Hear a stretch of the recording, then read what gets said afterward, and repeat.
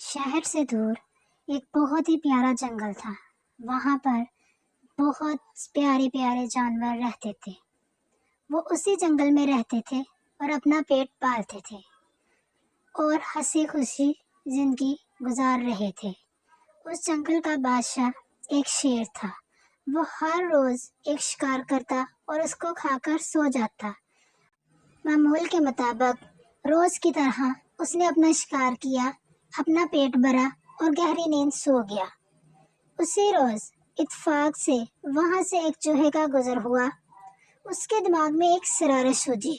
وہ آہستہ آہستہ چل کر شیر کے پاس چلا گیا۔ اس نے دیکھا کہ شیر تو سو رہا ہے، کیوں نہ اس کو تنگ کیا جائے۔ چنانچہ وہ شیر کی پیٹھ پر چڑھ کر اچھلنے۔ اس کو یہ سب کر کے بہت مزہ آ رہا تھا۔ اتفاق سے شیر کی آنکھ کھل گئی اور وہ چوہے پر غصہ کرنے لگا۔ اس نے بڑے بڑے پنجوں سے اس کو پکڑ لیا اور اس کو کھانے لگا۔ جیسے ہی شیر نے چوہے کو کھانے کے لیے بڑا سا منہ کھولا تو چوہا پریشانی کے عالم میں بولا، مہربانی کر کے میری جان بخش دی جائے، میں بہت چھوٹا ہوں، اس سے آپ کا پیٹ نہیں بھرے گا۔ وہ شیر سے رحم کی بھیک مانگنے لگا اور پھر بولا، ہو سکتا ہے میں کسی دن آپ کے کام آ جاؤں، کیونکہ ہر چھوٹی بڑی چیز بیکار نہیں ہوتی۔ شیر کو اس پر ترس آ جاتا ہے تو وہ اس کو چھوڑ دیتا ہے۔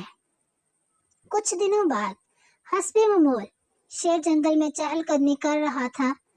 اسی روز جنگل میں شکاری بھی آئے ہوئے تھے۔ انہوں نے جال بچھا کر اس کو پتوں سے ڈھک دیا تھا، جس کی وجہ سے شیر کو وہ نظر نہ آیا اور وہ اس میں پھنس گیا۔ شیر نے بہت کوشش کی کہ وہ اس سے باہر نکل آئے، لیکن وہ اس میں ناکام رہا۔ شیر زور زور سے چلانے لگا۔ اس کے گھرانے کی آواز جنگل میں سب جانوروں نے سن لی تھی، لیکن کوئی بھی مدد کے لیے تیار نہ تھا، کیونکہ وہ سب شیر سے ڈرتے تھے کہ ایسا نہ ہو کہ ہم اس کے پاس جائیں اور وہ ہمیں ہی اپنا شکار بنا لے۔ چوہے نے بھی شیر کی آواز سن لی تھی، شیر کی مدد کے لیے بھاگا۔ جب وہ آواز کی سمت بھاگا تو اس نے دیکھا کہ شیر ایک جال میں پھنسا ہوا ہے۔ چوہے نے سمجھداری سے کام لیتے ہوئے اس جال کو کتر دیا اور شیر کو آزاد کر دیا۔ شیر نے چوہے کا شکریہ ادا کیا اور کہا کہ تم اب سے میری پیٹھ پر اچھل سکتے ہو۔ چوہا یہ سن کر بہت خوش ہوا۔ کچھ دیر بعد جب شکاری پنجرا لے کر وہاں آیا تو اس نے دیکھا کہ شیر جال سے نکل چکا ہے، تو اس کو اپنی جان کے لالے پڑ گئے۔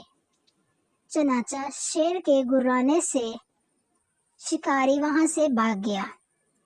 پیارے بچوں، اس کہانی سے یہ سبق ملتا ہے کہ دوسروں کی مدد کرنی چاہیے، چاہے وہ ہم سے چھوٹے ہوں یا بڑے ہوں، اور ہمیں دوسروں کی غلطی کو بھی معاف کر دینا چاہیے۔